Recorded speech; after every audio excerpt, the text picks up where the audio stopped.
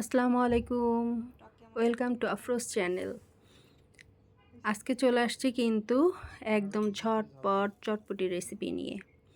বাড়িতে অনেকেই চটপটি বানানোটাকে অনেক ঝামেলা মনে করে, কিন্তু আমি খুব ইজি ওয়েতে দেখিয়ে দেব এবং ঘরে থাকা মশলা দিয়েই মশলা তৈরি করে চটপটিটা তৈরি করব। ঠিক আছে, তো এখন চলে যাচ্ছি কিচেনে। যা যা লাগবে সেটা হচ্ছে, প্রথমেই আমাদের যা লাগবে সেটা হচ্ছে বুট। এই যে চটপটির বুট, এটা মুদির দোকানে পাওয়া যাবে। তো এই বুট আমি নিয়ে নিয়েছি 1 কাপ পরিমাণ। আর এই বুটটাকে প্রথমে আমাদেরকে ধুয়ে পরিষ্কার পানি দিয়ে ভিজিয়ে রাখতে হবে 5 থেকে 6 ঘন্টা। ঠিক আছে, তো এই যে 5 থেকে 6 ঘন্টা আমি সারা রাত ভিজিয়ে রেখেছিলাম। তারপরে এরকম ফুলে ফুলে উঠবে বুটগুলো। আর এটাকে এখন সিদ্ধ করে নিতে হবে। তো আমি খুব তাড়াতাড়ি সিদ্ধ করতে পারবো প্রেসার কুকারে। মাত্র 5 থেকে 6 মিনিট লাগবে। মাত্র 2টা হুইসেল দিলেই কিন্তু বুটটা প্রেসার কুকারে সিদ্ধ হয়ে যায়। নরমাল হাঁড়িতেও তোমরা করতে পারো, কিন্তু সেটা কিন্তু অনেক সময় লাগে। ঠিক আছে, তো আমি চলে যাচ্ছি চুলায়। একটা প্রেসার কুকার বসিয়ে নিয়েছি আর এখানে বুটগুলো এখন দিয়ে দিচ্ছি। সিদ্ধ করার সময় আমি এর মধ্যে কোনো মশলাই দিব না, কিছুই দিব না, শুধু পানি দিয়ে সিদ্ধ করে নিব। এখানে 1 কাপ বুটের জন্য আমি 3 কাপ পানি দিয়েছি। দিয়ে চুলার আঁচটা বাড়িয়ে দিয়ে 2টা হুইসেল দিয়ে নিব। প্রেসার কুকারে দিলে টাইমটা অনেক বেঁচে যায়, অনেক দ্রুত সিদ্ধ করে ফেলা যায়।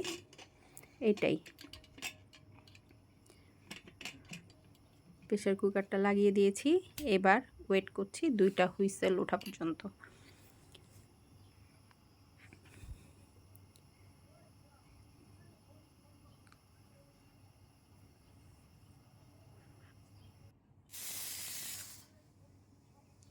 এই শীতের সন্ধ্যায় কিন্তু মানে এরকম গরম গরম টক ঝাল মানে টক ঝাল চটপটিটা খুবই ভালো লাগে নাস্তা হিসেবে, তাই না?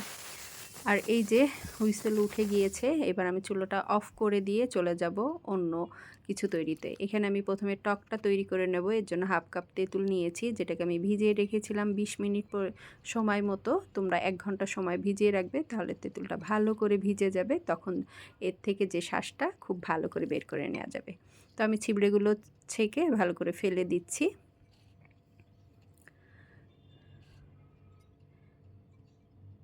খুব ইজি ওয়েতে দেখিয়ে দেবো। সব কিছু মানে গোছানো থাকলে 20 মিনিটও সময় লাগবে না চটপটিটা তৈরি করতে।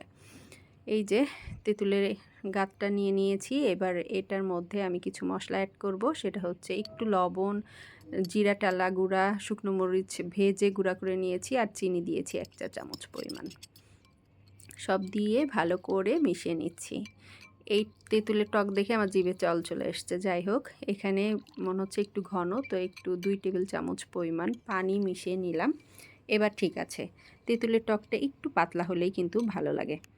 আর এবার মানে চটপটি মশলাটা তৈরি করে নেব। তার জন্য 2টা এলাচ নিয়ে নিয়েছি, 3টা লং, কয়েক টুকরো দারচিনি, গোলমরিচ নিয়েছি আর শুকনো মরিচ নিয়েছি। মানে আমি যতটুক তৈরি করব চটপটি, তার জন্য একদম পরিমাণটা ঠিক আছে।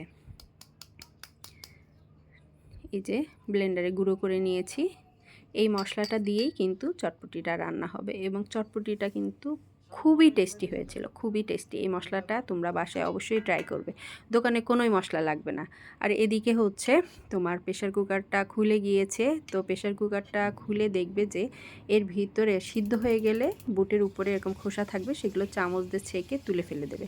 কারণ এই বুটের খোসাগুলো একদমই ভালো লাগে না, খেতেও ভালো লাগে না, দেখতেও ভালো লাগে না।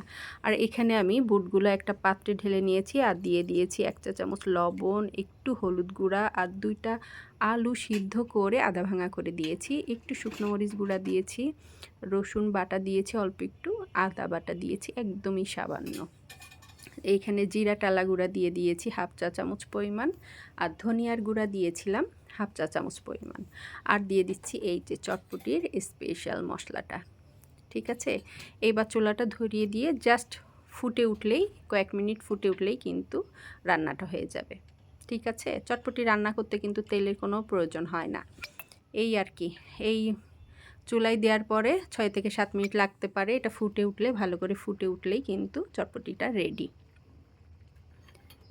এই যে এরকম টকবক করে প্রায় 2-3 মিনিট ফুটবে, তাহলে মশলাগুলো সব ভালো করে মিশে যাবে, তখনই চটপটিটা রেডি হয়ে যাবে।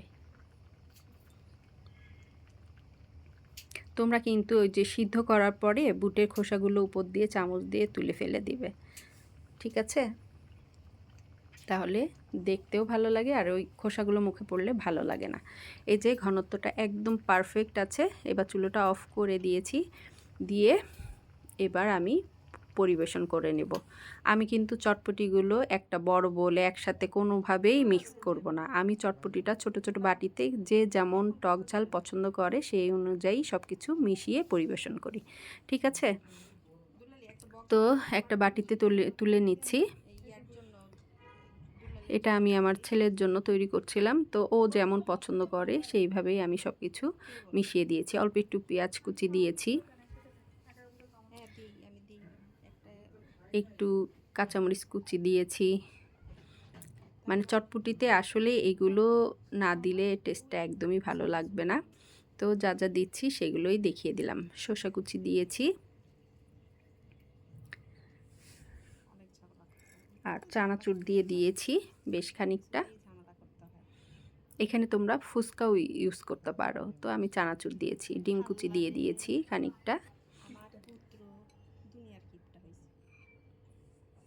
আর তেঁতুল দিয়ে দিচ্ছি, তেঁতুলের টক দিয়ে দিচ্ছি। আর তোমরা যারা দেখছো তারা কিন্তু অবশ্যই আমার চ্যানেলটাকে সাবস্ক্রাইব করে দেবে, ওকে?